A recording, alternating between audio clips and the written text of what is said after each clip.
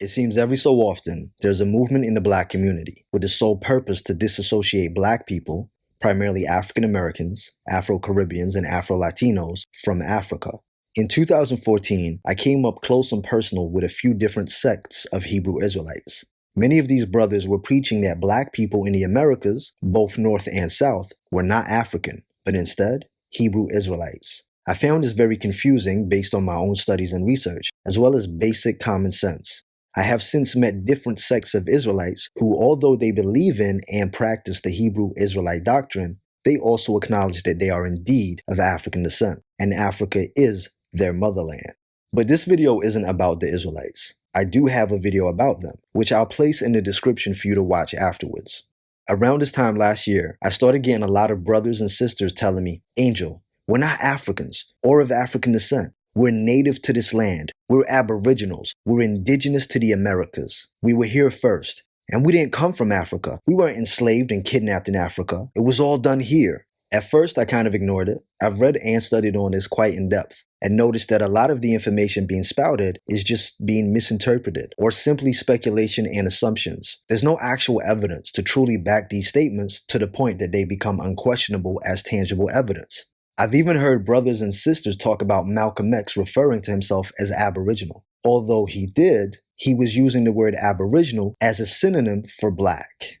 But after so many people kept approaching me with these questions, I decided to do further research, and this is what this video is about. I remember being a teenager and reading a few books by Ivan Van Sertimer. They came before Columbus, African Presence in Early Europe, and Early America Revisited. Ivan Van Sertimer teaches, based on his studies, that African explorers traveled and migrated across the globe before the Europeans, Arabs, or Asians. Ivan Van Sertimer challenged and set the record straight regarding the myth that Christopher Columbus discovered America. But before I get into that, some people believe that black people were in the Americas before anyone else and are the true first inhabitants. But the question has to be, how did they get here and where did they come from? We're aware that human life started in Africa. Black people migrated out of Africa as Homo sapiens thousands of years after the Neanderthals, who left Africa prior. However, the point where the out of Africa theory becomes incorrect is the theory that black Africans lost melanin and their features changed based on climate and food as they discovered new lands, implying that white people are merely albino Africans. We know this to be false, because Caucasians were created by Homo sapiens breeding with Neanderthals in the Caucasus regions outside of Africa, thus creating a hybrid which would eventually be known as the European, the Caucasian, the white man. Asians and Australasians were created in a similar way, but with the introduction of Denisovan DNA, as well as some Neanderthal DNA. If you want more details on the out of Africa theory and the creation of Caucasians, there's also a video in the description called How the Caucasian Race Was Created, so check it out. So long story short, based on common sense, anthropology, and history, if black people were in Americas first, then of course the Native Americans had to have traveled from Africa, which is taught by many scholars. Therefore, if you believe that you are a Native American or an Aboriginal American, aka a Black American, then you are in fact African, because you came from Africa. Seems so simple and basic, right? But there are some people that don't believe in the out of Africa theory at all, not one iota. And they believe we didn't migrate from Africa to the Americas, but instead, we were already here. This is highly incorrect, as there is no evidence to corroborate this. All black life definitely started in Africa. We were the first humans, and we created all varying degrees of mankind. We traveled the globe first and inhabited many places. For example, you had Papua New Guineans who look just like African people or black people, same features, same type of woolly hair, but they're indigenous to Papua New Guinea. And they're not African, right? Wrong. They also migrated out of Africa thousands of years ago.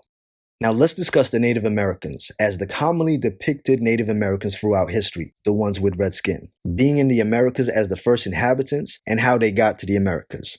Anthropology states that two main groups of what we now call the Native Americans traveled out of Asia 23,000 years ago. They believe the groups splintered off from an East Asian population. The group from Northeast Asia crossed the Bering Land Bridge, known as the Bering Strait, between Northeast Asia and Alaska, eventually making their way to the rest of the Americas. They also state that 10,000 years later, or about 13,000 years ago, Native Americans started to split into different groups, creating different tribes across North and South America. However, anthropologists divided the migration groups into two. One is the first Americans, being Northeast Asian, and another they identify as Population Y, which carried ancestry more closely related to Indigenous Australians. That's your Aboriginals with dark skin and straight to wavy hair from Australia. This explains why some Native Americans are shown in images with very dark skin and straight hair. These are descendants of the Australian Aboriginals. These Aboriginals would have also been victims of slavery. So if you believe that you are an American Aboriginal or a descendant, you're implying that you are a descendant of the Australian Aboriginals who migrated into the Americas along with the Northeast Asians.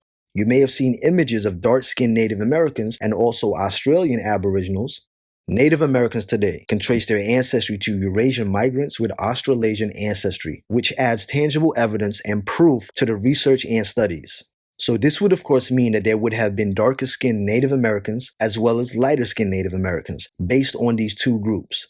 What I will say, if you believe you are an Aboriginal of the Americas, take a DNA test. It will show if you have Australasian or Eurasian ancestry as well as Native American ancestry. And if it comes back instead with countries from Africa, well, self-hate is a hell of a drug. But self-love is an incredible cure. Also, the oldest bones and artifacts correlate with this information. Now, how do African people or Black people fit into this migration? Are the so-called African Americans descendants of the dark-skinned, straight-haired Australian Aboriginals? No.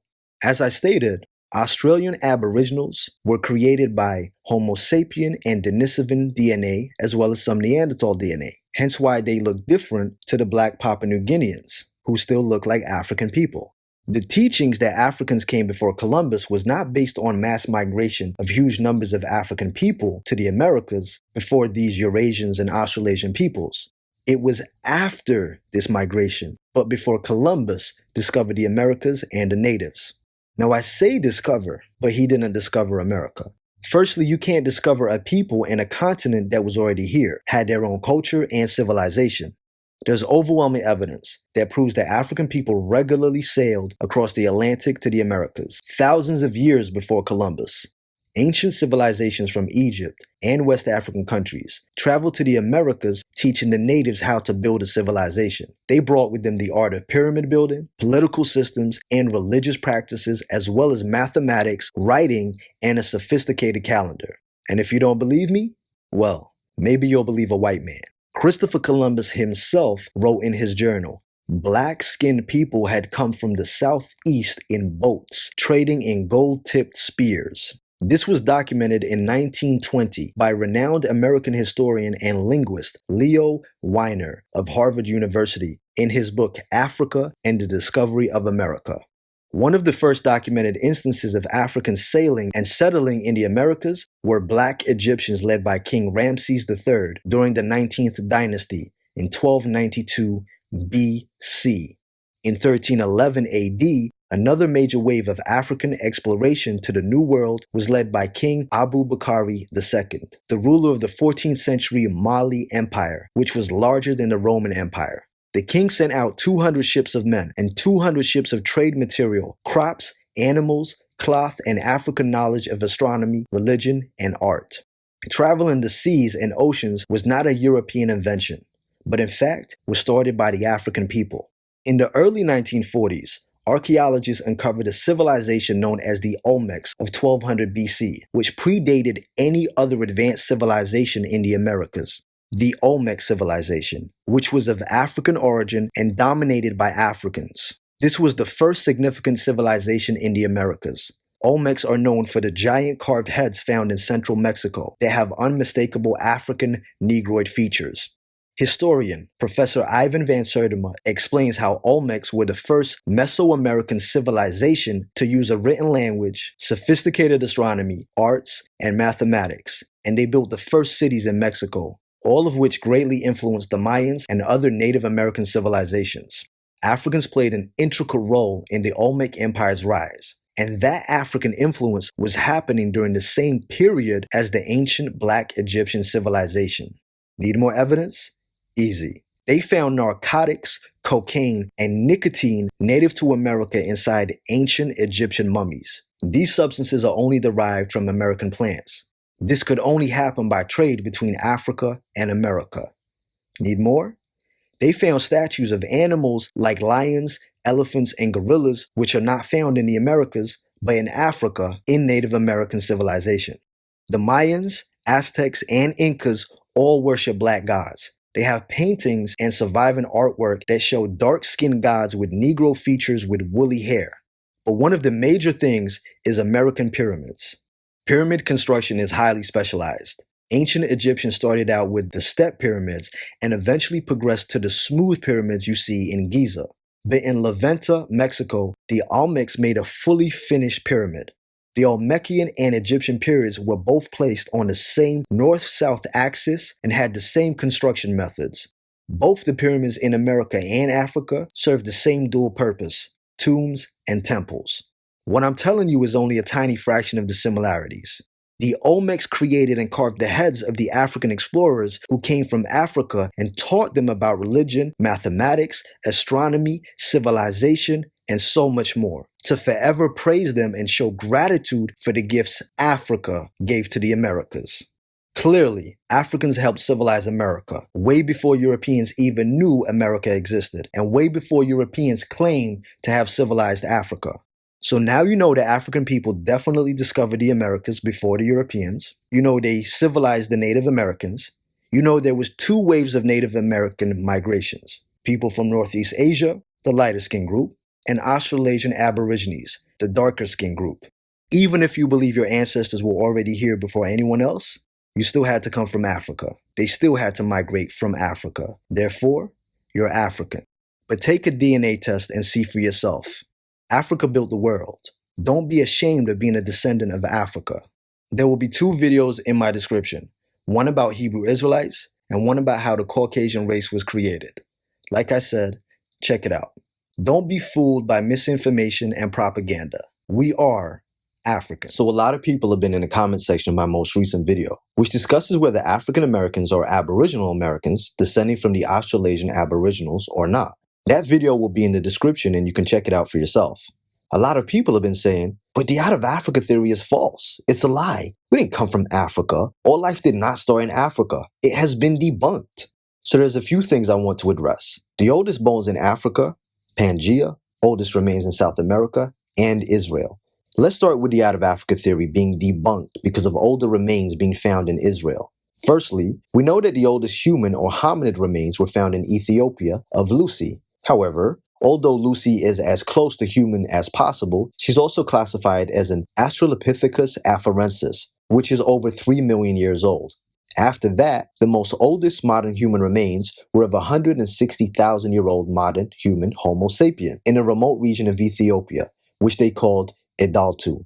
So at that point, we have all evidence leading to the oldest remains being found in Africa, regardless of whether it be Lucy or Idaltu. But recently, scientists discovered even older human bones outside of Africa, in Israel. These remains were dated to be 175,000 years old, so older than Idaltu, but not Lucy. But remember, we're talking about modern humans here. We then have the debate of whether Israel is in Africa or not. It's classed as in Asia, although it sits on the African tectonic plate, so more likely should be classed as Northeast Africa, but I'll leave that for y'all to debate over. So does this mean that life did not start in Africa, and instead, it started in Israel? No. This is where some people are getting confused. The out of Africa theory has not been debunked. It has just been revised, based on new evidence. Homo sapiens, modern humans, are still said to have originated in Africa. Originally, scientists believed Homo sapiens migrated out of Africa around 70,000 years ago. But what has now changed is that scientists now believe modern humans started leaving Africa 60,000 years earlier than originally thought. Scientists believe that the remains in Israel are of an African Homo sapien that made an unsuccessful trip out of Africa and died. So when we talk about the out of Africa theory, we have to take into consideration successful as well as unsuccessful migrations. The oldest remains in Israel were an unsuccessful migration out of, you guessed it, Africa. DNA and genetic analysis link all human life to explorers that left Africa. Now, in my video, How the Caucasian Race Was Created, I explained that the out of Africa theory has flaws. That video will also be in the description. The belief that all modern humans are Africans with different features due to climate differences and diet.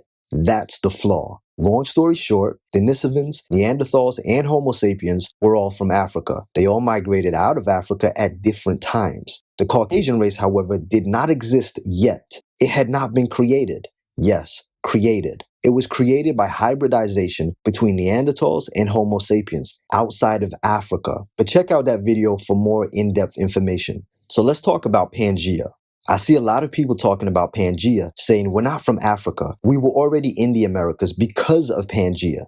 Pangaea was known as the supercontinent. You'll have probably seen images of all the continents fitting together before. Pangaea broke apart around 200 million years ago. Now we know that the oldest hominids and human ancestors were around maybe 5 to 7 million years ago max. There has not been any hominid remains found that old in the Americas to say that we were in the Americas first before Pangaea split. So people were saying to me, but Angel, you've forgotten about Lucia or Lucia, which is a Negroid modern human found in Brazil. She proves the out of Africa theory to be false. Right. Now, I had never heard of any remains in South America being older than remains in Africa or surrounding areas. So I checked this out. Lucia was found in Papa Vermelha, Brazil in 1975. Archaeologists believe Lucia is 11,500 years old. Yes, 11,500 years old. Well, that's not very old at all in the grand scheme of things, especially when we're comparing 166,000 years and 3.2 million years. Lucia is the oldest human remains in South America, but scientists believe she is a direct descendant of one of the first waves of migrations of Australian Aboriginals, which proves my previous video about the Native Americans, which is that humans left Africa, migrated through Asia into Australia, and then two waves of migrations into the Americas, one from Northeast Asia and the other from Australasia. South American archaeologists are finding unusual human remains.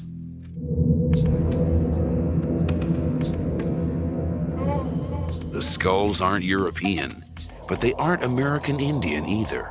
They belong to none of the prehistoric races known to have set foot in the New World. These skulls are as old as the Ice Age.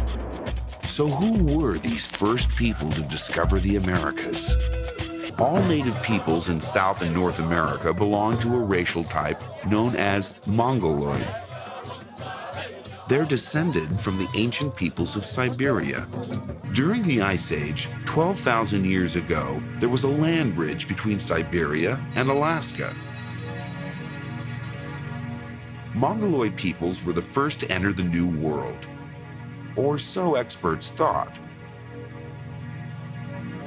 The Brazilian finds point to a very different story of the discovery of the Americas. Who were these pioneers? A much earlier wave of Mongoloids, or another race altogether? Archaeologists there have recently unearthed human remains. Prehistoric skulls were found buried in layers of soil 9 to 12,000 years old. They are the oldest skulls in the Americas. And this is the oldest of them all. The skull of a young woman nicknamed Lucia by scientists. Can she tell us who the first Americans were? So who was Lucia? And where did she come from? Lucia belongs to a race found historically along the rim of the Indian Ocean. In East Africa, in the islands of South Asia, and in Australia and Melanesia. But how could Lucia be African and Australian? Lucia is a bit of both. The first humans originated in Africa. It's known that around 100,000 years ago, waves of people migrated out of Africa. One such wave went east, and 60,000 years ago, it reached Australia.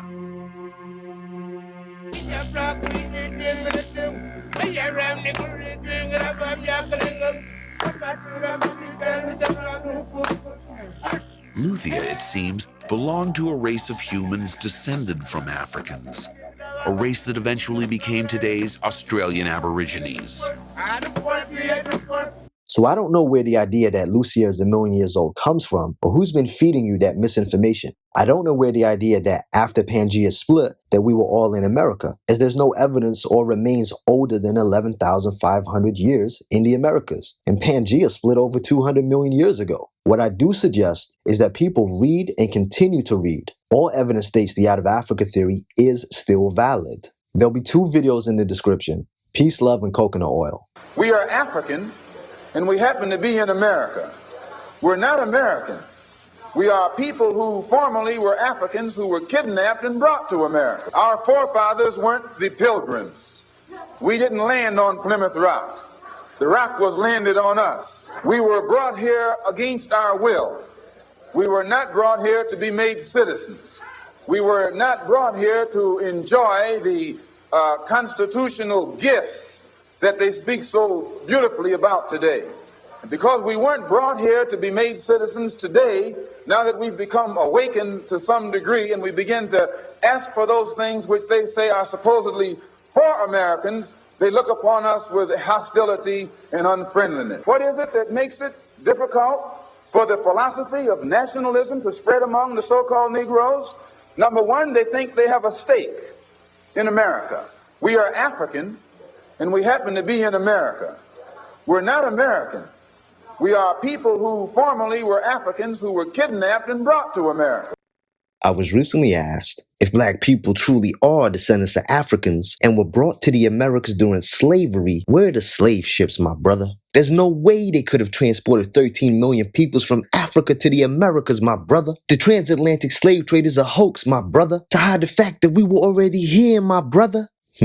Firstly, I think we have to step back for a moment and realize that white Americans, or European Americans as I like to call them, were not the only contributors or perpetrators of the slave trade. The British, the Portuguese, the Spanish, the French, the Dutch, the Danes, as well as Americans all played an integral role in slavery. The 13 million odd figure of enslaved Africans being trafficked from Africa to the New World was a combined joint effort. Hence why many different countries and islands in the Americas are populated by black people who are descendants of Africans but speak languages such as Spanish, French, English, Dutch, Portuguese, and so on. So with involvement from a multitude of European countries, it's very believable that between 1525 and 1866, the 13 million Africans were trafficked to the Americas.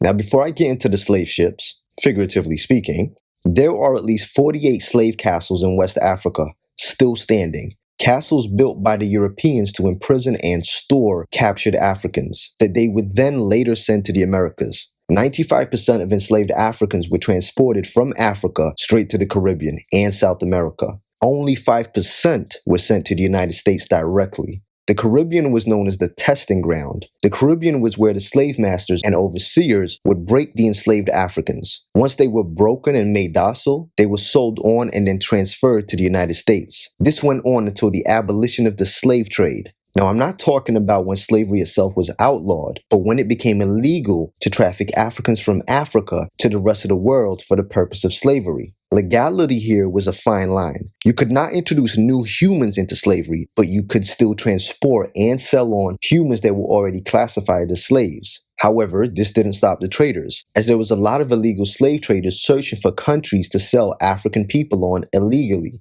It's crazy to think there was a time when it was legal to sell a human being. Some of you may have seen the movie Amistad, or even read the book, which highlights this. They were transporting Africans to the Caribbean from Africa, but this had already been made illegal by the 1800s. When the case went to court, the white men lied and said that these were not African slaves, but instead they were born into slavery and were Cuban. Once the transport of African people had been made illegal, the focus was on trade of already enslaved humans of African descent between the islands and America.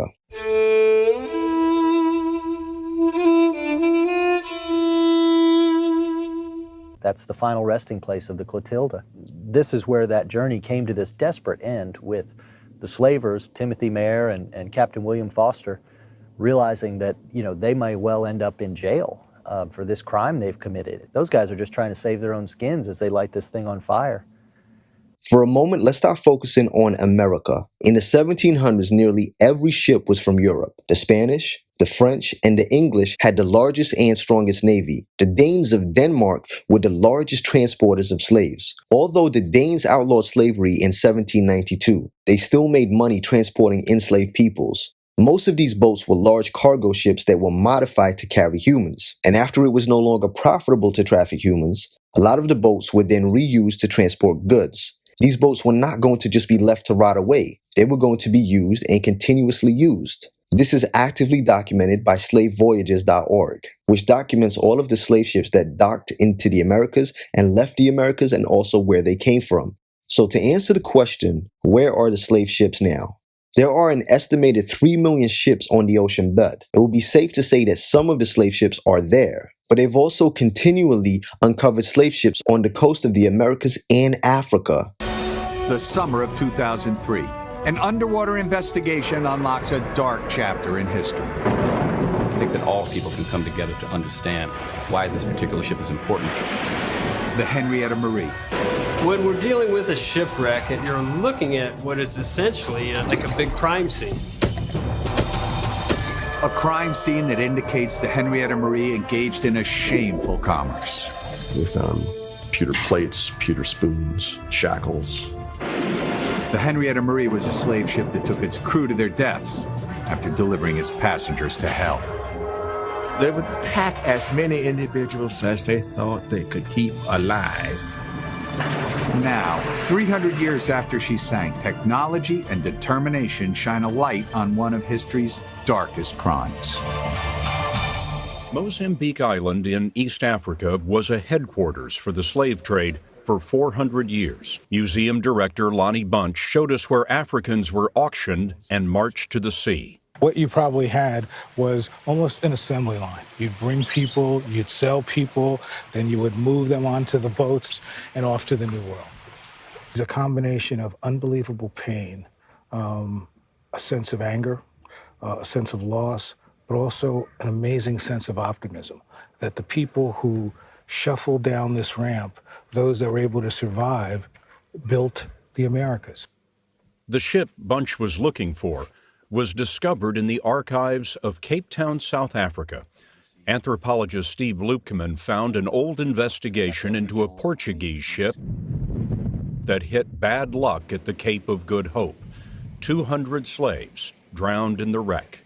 I find it crazy that some people are willing to dismiss the atrocities and horrors that our ancestors went through. Outlandish claims like the transatlantic slave trade was a hoax. It baffles me. I hear a lot of talks about agents, but I'm truly convinced that the people pushing these myths and the misinformation are the true agents, possibly even paid to cause people of the African diaspora to no longer believe they are of African descent and that the slave trade was a hoax. They'll tell you that instead, the white man enslaved black people that were already here. So hypothetically, if the government decided to give reparations to the descendants of enslaved Africans, but you claim that you're not a descendant of enslaved Africans, I'm pretty sure the government would argue that you could not get reparations since you're not a descendant. The truth is, Europeans would rather lies be told about African people than the truth. They then avoid having to pay reparations, and it removes the stigma attached.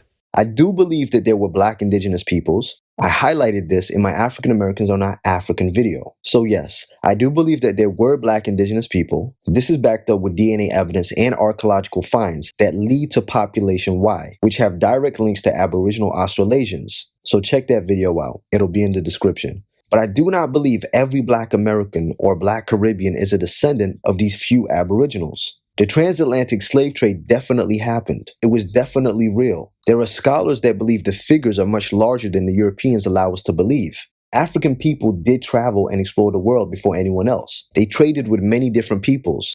But once the Europeans ventured into Africa, well, the horrors began.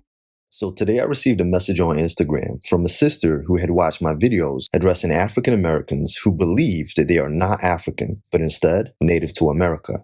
Just to recap on that video and bring you up to date if you haven't seen it. My belief, as is many scholars and historians, based on archaeological evidence and DNA evidence and more, is that Native Americans came into America in two waves. One group of people from Northeast Asia, known as the Eurasians, and another group from Australasia, known as the Australasian Aboriginals and or Melanesians. To break that down, that would mean there was light-skinned or red natives in America and dark-skinned or black natives in America, who of course would have mixed together throughout the years, as modern-day Native Americans have DNA connecting to both groups of people. It is also believed that Africans from West Africa and North Africa traveled to the Americas many centuries before Christopher Columbus and made trades with the peoples of the Americas like the Aztecs, Olmecs, Mayans, and such, as well as shared knowledge with them on a multitude of arts and civilization building. These Africans were then worshipped as gods and memorialized by way of statues for their gifts to the American people. Now, it is possible that some of these African explorers and traders may have stayed in the Americas, but this would not have been huge numbers. The main migration of African peoples to the Americas was sadly via human trafficking or the transatlantic slave trade.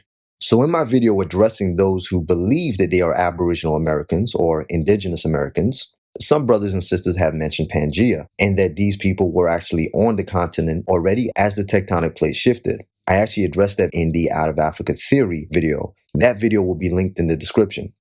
First, let's go to the meaning of Aboriginal or Aborigine. The dictionary states inhabiting or existing in a land from the earliest time or from before the arrival of colonists. This could also be used and said for the first peoples of this land we call Earth. These first peoples being African people. We sometimes hear many Pan-Africanists referring to themselves or black people as original man or woman.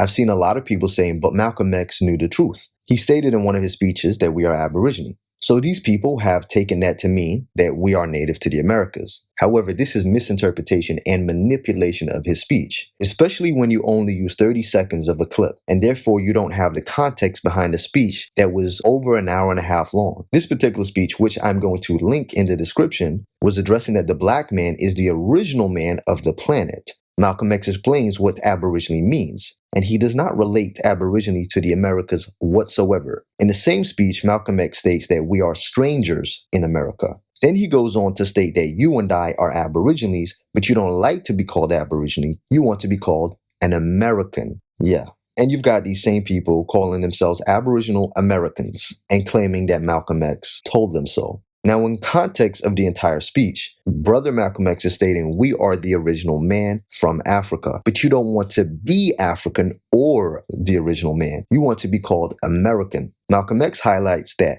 nothing white is original and the white man is not the original man. He then goes on to explain his belief and doctrine at the time of how the white man, non-original or Aborigine to the planet or Africa, was created.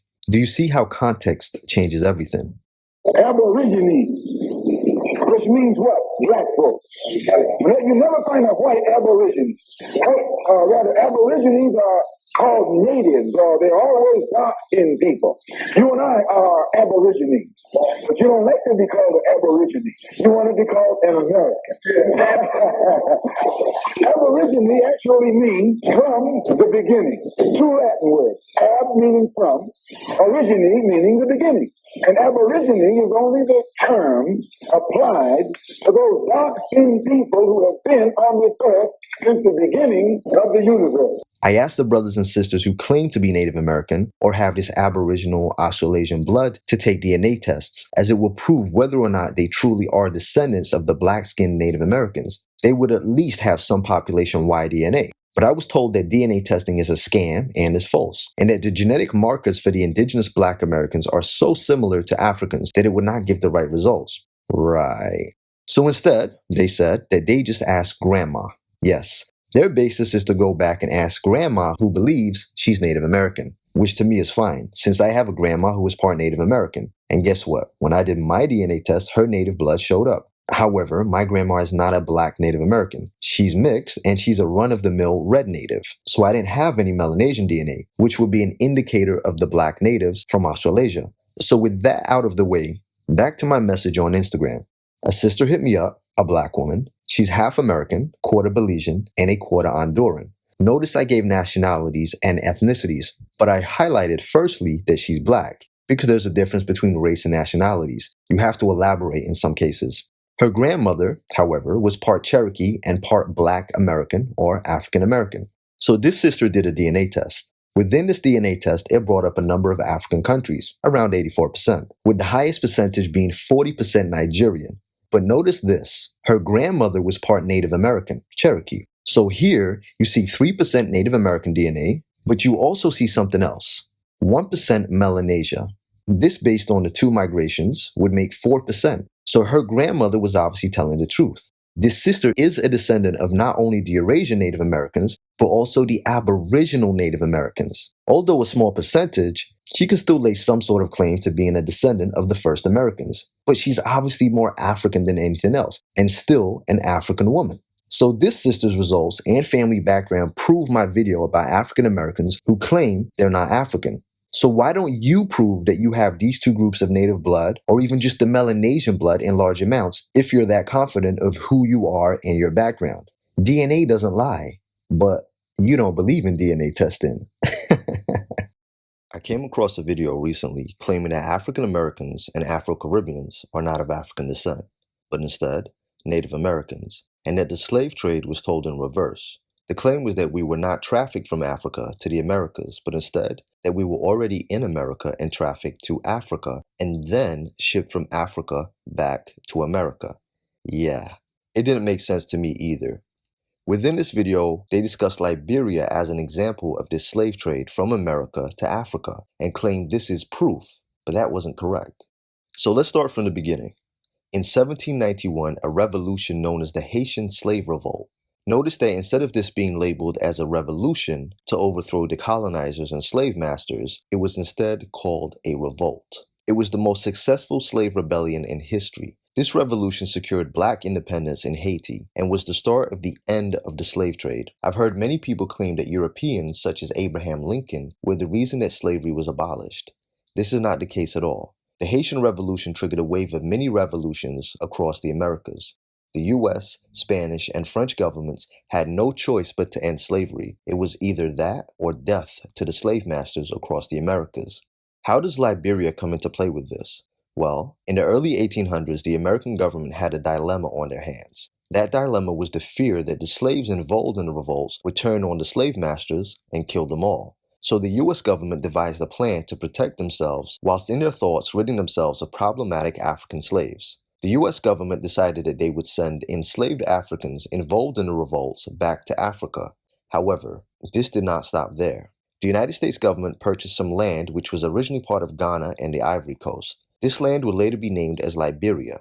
Liberia was founded by the American Colonization Society in 1822 as a place to settle freed slaves who no longer wished to remain in the United States. Although the American Colonization Society was set up as an anti-slavery organization, it was actually a ploy to get rid of freed slaves as they were deemed the most dangerous and untrustworthy. This relocation of freed slaves started as a choice and an option for the freed slaves, but later became compulsory in many southern states. This was due to many areas in the South at that time not allowing the freed slaves to essentially live as free men. The state of Tennessee stipulated a law that freed slaves had to be sent to Liberia out of fear of retaliation. A government-funded emancipation concept was created, with a law that transferred $10 to every freed men and women relocated to Liberia. This was funded by not only the government, but so-called charities as well as private donators and benefactors. The voyage to Liberia took an average of 40 days. It was from America to England, and then from England to Liberia, with all the settlements for the freed slaves being on the coast of Liberia. But there was an even darker reason for this relocation of freed African American slaves, a financial reason as well as a ploy to continue slavery. Montgomery Bell was the most prominent ironmaster of his time. He owned over 300 slaves that he sent to Liberia in the 1850s, funded by himself, and also bought them land, with the sole purpose that these now freed slaves would work for him in Liberia. Within 6 months, the freed men and women started sending back bars of iron to Montgomery Bell, which made Liberia an extremely profitable place for the freed slaves to be. Well, extremely profitable for Montgomery Bell. Bell sent over 3 waves of freed men, which he called Iron Men, to work and live in Liberia. But the story of Liberia doesn't end here. When the freed men and women arrived in Liberia, they created their own government on the land, based on the American Constitution and laws. They built houses and plantations identical to that of the ones they worked back in America. It was the freed men that named the land Liberia, and also named the capital Monrovia, after the then President of the United States, James Monroe. Liberia attracted many different nationalities of African people as it was the first republic country of its type governed by black people. The freed American men and women were now in charge. They ruled over Liberia. They finally had freedom. However, these oppressed people very quickly became the oppressors. They themselves enslaved the African people and forced them to work. The African Americans took on the role of their slave masters and enslaved their brothers and sisters for the benefit of the Europeans. Slavery had ended and been abolished. It was now illegal for Europeans and European Americans to enslave African people. But a loophole allowed black people to enslave their own people on the continent of Africa. But who would benefit from this? The slave masters in the West were still able to benefit from slavery without technically breaking any laws. They would pay the freed African Americans for the labor and work forced upon the indigenous Africans of that land, whilst the African people indigenous to the land were enslaved and paid nothing. The African Americans became the slave masters. This shows you that the Europeans and European Americans don't do anything unless it's to their benefit. This is a very brief breakdown of the history of Liberia, to give you an idea of what happened and the important role Liberia can play in our own liberation today, and why we must be mindful to not fall into the trap of becoming like our oppressors. Have you ever wondered what some people are talking about when they say, "We're not African. We were already here. We're native to America. We're Aboriginals"? I'm sure you've heard that a few times, and maybe even seen a few videos. Now, they're not talking about having a grandmother that is Native American Indian, or simply having a little Native American blood in them. No, it's a little more complicated than that. They believe that since they can't trace their family line back to Africa, but instead, they can trace their family back to a particular Native American tribe, and they have paperwork which says their family are from that particular tribe, then this partly proves that they are not African, but Native Americans or Aboriginal Americans. They believe that their ancestors were never in Africa and they were never put on a slave ship. Within their theory, they use the argument that black people inhabited the globe before anyone else. They claim that black people were on the megacontinent Pangaea before it split, therefore ending up in the Americas first. That argument is easily debunked, seeing as Pangaea split apart 200 million years ago. And if you believe in Pangaea, then you'll also be aware that no hominid species existed 200 million years ago. So it would be a complete impossibility to claim some species of humans, or even humans themselves, were on Pangaea while it split.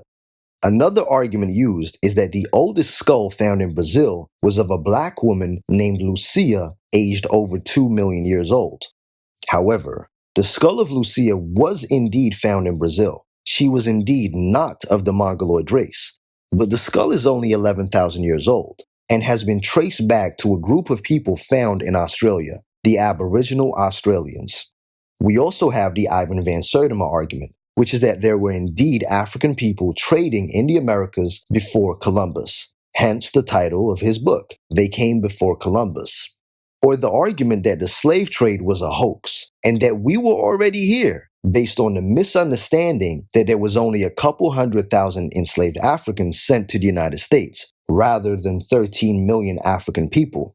However, this is a confusion of the facts. Records do indeed show that maybe around 600 or so thousand of enslaved Africans were sent directly to the United States, while the remainder of the 13 million were sent to the rest of the Americas, North and South.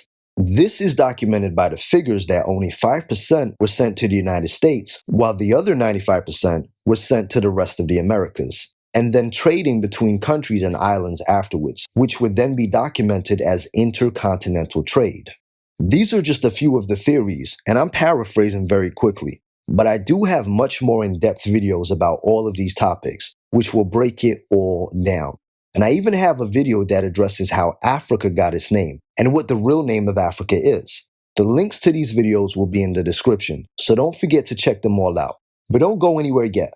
Let's address why some people who are black are born and raised on reservations, why they can show you paperwork and documentation for their membership of a particular tribe. There is a certain group of people out there that are charging black people money to show them how to trace their genealogy and their family line back to Native American tribes. And they're making a lot of money from doing this. These people also have these people believing that they are not African. Remember, I said I'm not talking about a grandmother or father that looks like your run-of-the-mill Native American. Yes, there are some black people that have Native American blood. I'm talking about someone that looks undeniably black, but yet says they are aboriginal to this country and land, and their people were already here. So in order to address that, we have to go back in time a little. There are black people that have enrollment papers and documentation that states they are part of a Native American tribe.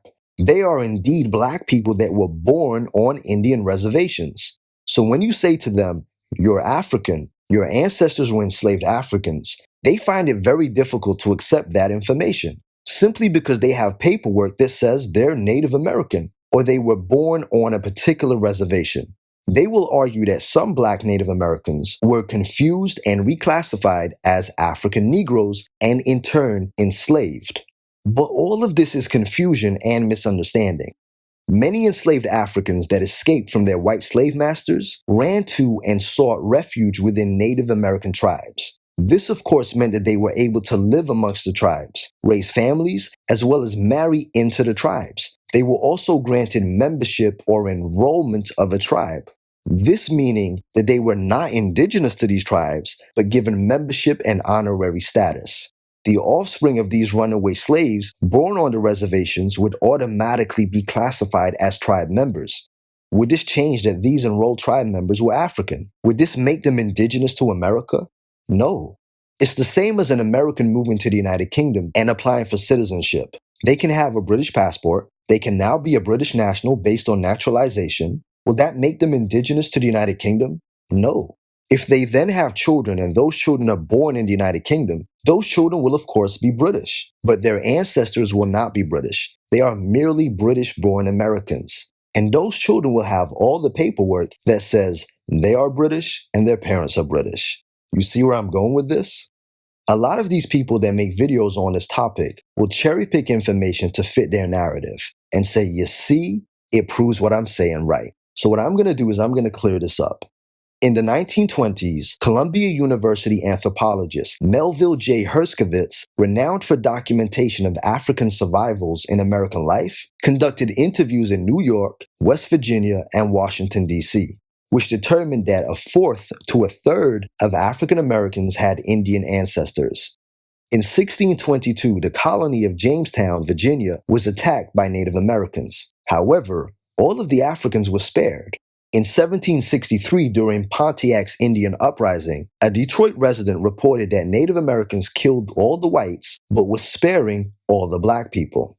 Mohawks in New York welcomed runaway slaves and encouraged intermarriage. Native American adoption system accepted the breathless fugitives as brothers and sisters. Indian villages welcomed fugitives and served as stations on the Underground Railroad. After all, the enemy of my enemy is my friend. Louisiana Governor Etienne de Perrier, whose African slaves escaped and united with the Natchez Indians, and in one raid destroyed a French colony and left 200 whites dead, warned this union between the Indian nations and the African slaves could lead to total loss for European colonies. To prevent this red and black alliance and instead make Native American villages allies with Europeans, British merchants introduced Africans as slaves to the 5 nations: the Cherokees, the Chickasaws, Choctaws, Creeks, and Seminoles. This introduction of slavery created a negative hierarchy based on white blood. Indians of mixed white blood stood at the top, pure Indians were next, and Indians mixed with African blood were at the bottom. In 1860, Indian populations figures over a 30-year period showed a decline ranging from 20% to 40%, but the numbers of slaves owned by the Cherokees, Choctaws, Creeks, and Chickasaws had increased exponentially. The Indian population had decreased, but the ownership of slaves had increased. Slavery had become a major economic factor in each nation. However, this did not stop intermarriage and enrollment of Africans as tribe members. Thomas Jefferson discovered among the Mattapones of Virginia more Negro than Indian blood. The most militant expression of the Black-Indian alliance took place in Florida.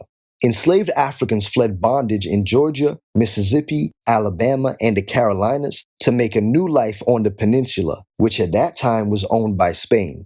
Around the time of the American Revolution, Africans welcomed the Seminoles, a breakaway segment of the Creek Nation, to the peninsula and taught them rice cultivation methods they had learned in Sierra Leone and Senegambia.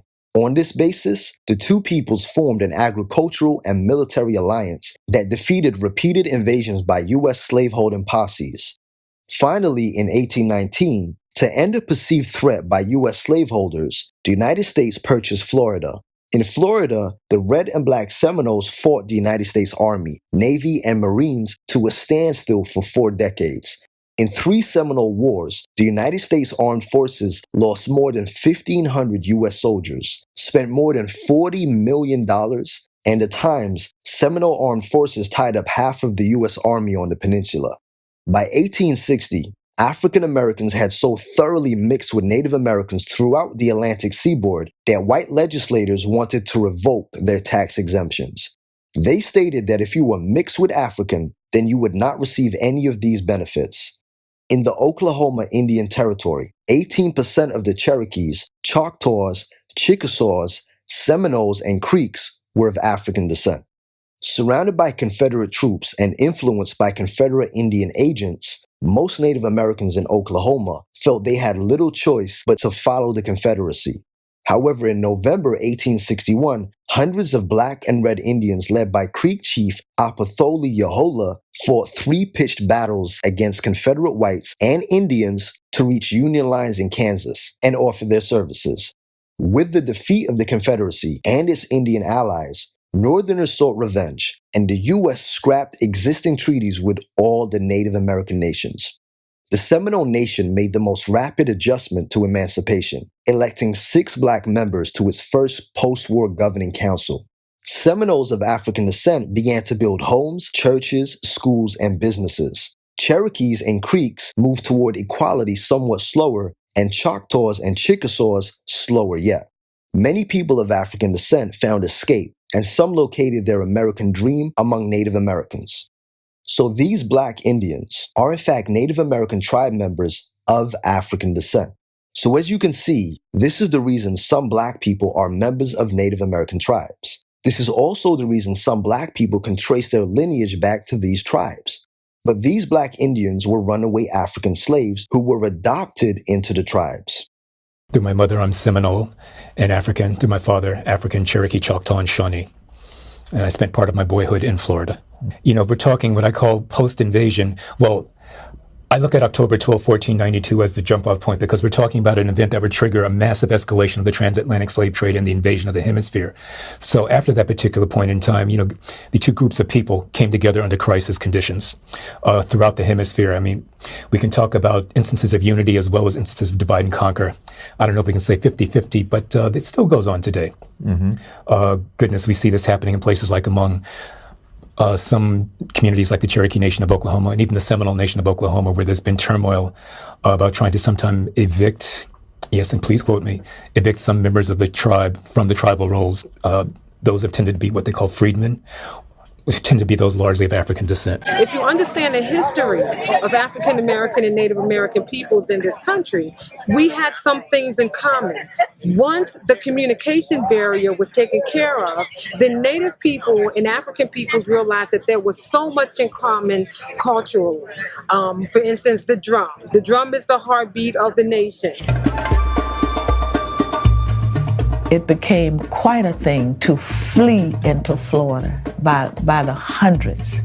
And it was quite productive. They could raise crops right next to the Indians. They married Indians. They became a part of the frontier. They raised their families. They raised their grandchildren, and they died right here in Florida. So what about the paperwork? Researcher Angela Walton Raji explains that her family are African Native Americans. Her great-grandmother, Sally Walton, was born in Indian Territory in the Choctaw Nation. Angela Walton Raji had in her possession some family papers and a small land allotment record from her great-grandmother that she had obtained from the Dawes Commission. When she moved to the Washington, D.C. area and had access to the National Archives, she started to research her family records. Upon researching, she found a Choctaw Nation enrollment card for Samuel and Sally Walton. Her great-grandparents and then her grandfather, Sam Jr., was also recorded. But on the reverse side of that same card was information about Sam and Sally's parents. Here was additional information about his mother, his father, and her father. She also found an interview with her great-grandmother and great-grandfather about their life in the Choctaw Nation. She found out that Samuel Walton was originally born in Arkansas and had later been sold as a slave to someone in the Choctaw Nation. She realized that there was entire records reflecting people who had been slaves of Choctaw Indians, many of whom had Choctaw blood, an entire record set of African people that had never been talked about. Angela Walton Raji stated the freed African men and women that had integrated into the Native American tribes had been deleted from American history. For Freed Men of Oklahoma, there is a microfilm publication of the National Archives that consists of freed men enrollment cards for individuals who had been enslaved or their parents had been enslaved by citizens of the 5 civilized tribes. Those individuals were eligible to receive land allotment. Data was collected on each person who was applying for land, usually the head of the household, about where they lived and who their slave owner was. These interviews took place in the 1890s, and slavery within the territories officially ended in 1866. The reverse side of the enrollment card is the name of the person's parents, the father's tribal enrollment, the name of the father's slave owner, if the father had been enslaved, and in many cases, particularly in the Choctaw Nation and Chickasaw Nation, you'll find that the father was actually an Indian. Then there's an interview packet that contains hundreds of reels of microfilm of the actual interviews. These interviews gave the Dawes Commission information to decide whether or not a family should get a land allotment. Land was held in common by the tribes, and freedmen were members of the tribe after 1866 because they didn't have anywhere else to go, and that was their home since the 1830s, so they remained where they were. They spoke the language, they were members of the tribe, they took on the culture. For all intents and purposes, they were fully fledged members of that tribe. But Oklahoma statehood was approaching, and before the rest of the land could be released for white settlers to come in, the United States government decided to take the land that was held in common by the tribes and redistribute it to the individual members. Angela Walton Raji was asked if her great-grandmother had told her if she was born into slavery or even African. Angela's response was, no, she didn't. She had no memory of it.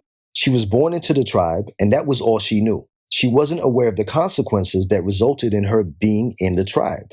I hope this will clear up some of the confusion. Quite regularly, I read comments underneath my videos that say things like, why should we claim Africa since Africans don't claim us? Or Africans don't even like African Americans. I personally, from my own experience, can assure you that this is not the case, as a lot of Africans actually like African Americans and Afro-Caribbeans. They also want Black people from the African diaspora or North and South America to embrace their African roots. However, there's two sides to this, and this is what I wanted to address today. I can't lie and say that there's not a disconnect between continental Africans and diasporan Africans, African Americans, Afro-Latinos, and Afro-Caribbeans. There definitely is a disconnect. However, this disconnect was put in place as a way to manipulate and keep us from uniting with our brothers and sisters. Coming from a Caribbean background, I witnessed a lot of people in the Caribbean have negative things to say about African people. Most of the things they were saying was untrue, but they believed it nonetheless because it was what they had known for so long and what the Europeans had told them. No, I'm not African, I'm Jamaican. Now, of course, this isn't every West Indian person, but I'm sure we all know someone like that. I have a Nigerian friend who during a conversation one day said to me, I don't understand why all you Jamaicans and African Americans are now embracing being African and listening to our music and dressing like us, because you weren't doing that when we were younger. None of you wanted to be African. You used to mock my food, my clothes, and my accent. And now that it's popular, now you want to embrace it? I'm from Africa. I'm from Crenshaw Matthias. Like it or not, you're from Africa. I'm from Africa. You from Africa, you African booty scratcher. He was actually quite annoyed about this and upset. I can understand why. Because it's like when we talk about cultural appropriation and how they take what's ours and they only take the things that are popular and praised.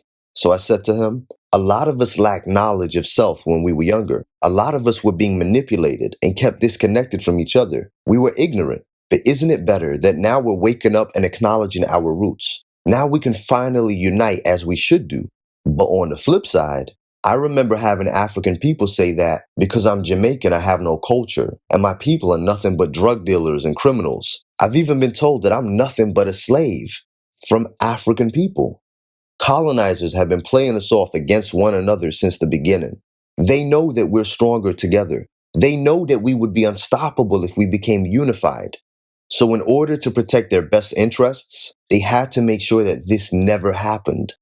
The Europeans told the enslaved Africans on the plantation throughout North and South America that they were different from Africans on the continent. They told them that they were better. They were not the same and that they were more civilized. They wanted to make sure we never thought about or considered going back home. So they painted a picture of Africa as being a land of nothing but dust, no civilization, no technology, and filled with savages. Although this was far from the truth, but they had to make sure that we had no desire to go back to our ancestral home. They also needed to create animosity. So they fed us a lie that our own people sold us into slavery. They said, your people didn't want you. They sold you. They're the ones to blame. They hate you. I actually have a video called The Truth About Slavery, which will address this in great detail. And you'll realize that we were lied to.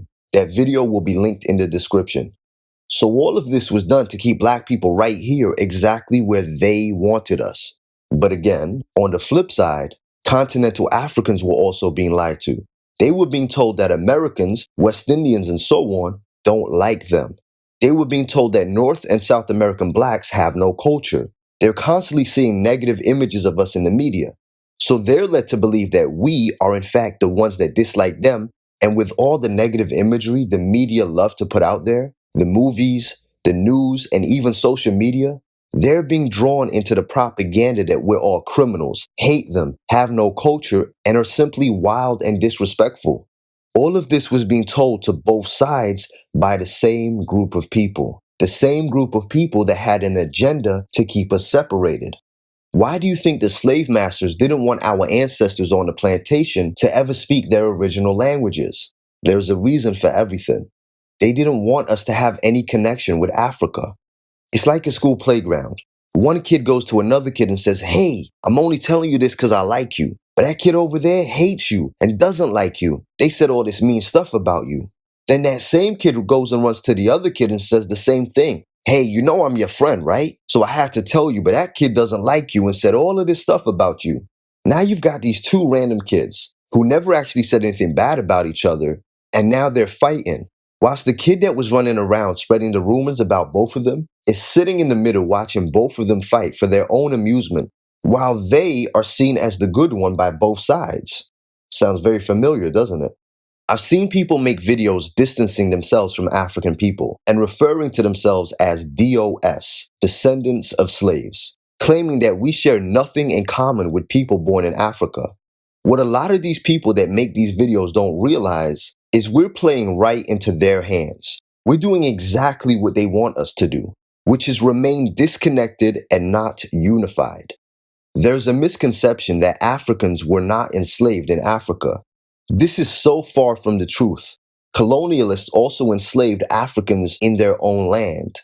African people have dealt with Europeans, Arabs, and even Asians coming onto the continent, stealing, pillaging, enslaving, killing, and so much more. Europeans didn't just go to Africa and kidnap our people and take them to the Americas. They also committed atrocities right there on the continent and still continue to do so. We have a lot more in common than they will have you believe. From the food we eat, the music, the art, our hairstyles, our history, and our experiences. We are connected. We all have the same roots. A cop doesn't stop you when you're black and say, hey, are you African, Jamaican, or African American? Quickly, hurry up. Because to them, it won't make a difference. We're all black. So I say this to say there is a disconnect between us, but it wasn't caused by us. Some of us hate each other and don't realize that we've been getting played and used just to keep us separated, to stop us uniting. We are African. We should be proud. We just have to stop listening to those that wish to stop our unity. So forget what you've been told about each other. Forget what you've been taught and what you've been shown, because it's all propaganda to keep us from uniting. Peace, love, and coconut oil. Hey man, that's racist. Please remember that from now on, brand new never before seen videos, as well as live streams, will only be available on my website, ikyg.com, via a Patreon subscription. ikyg.com is a Black-owned, Black-ran platform, 100% free from censorship. It's the only place where we don't have to worry about what we say and expressing ourselves. Make sure you check out the description and the comment section for important links, as well as information in video form that shows you what benefits you get when you support the site and join my Patreon. If you enjoyed this video and want to see more, then don't forget to subscribe and be notified every time I upload a video. For exclusive content and perks, check out my Patreon. This is where we have private live streams, group chats, live Q&As, live phone calls, and open topics. This is a safe space where you can interact with other like-minded people, make friends, send each other direct private messages, and so much more without any trolls. And yes, you get to use GIFs and images in the live chats. So what are you waiting for? This is a completely independent website, free from censorship. If you'd like to make a donation towards the site so we can continue to put out the truth without fear of being silenced, then please hit that donation button. It's greatly appreciated. Check out the rest of the site for videos, private and public live streams, find out all the tea, and make sure to utilize the Black Money section of the website. Advertise your business absolutely free to people that look like you, free forever. And don't forget to follow me on Instagram and Twitter at angel_IKYG.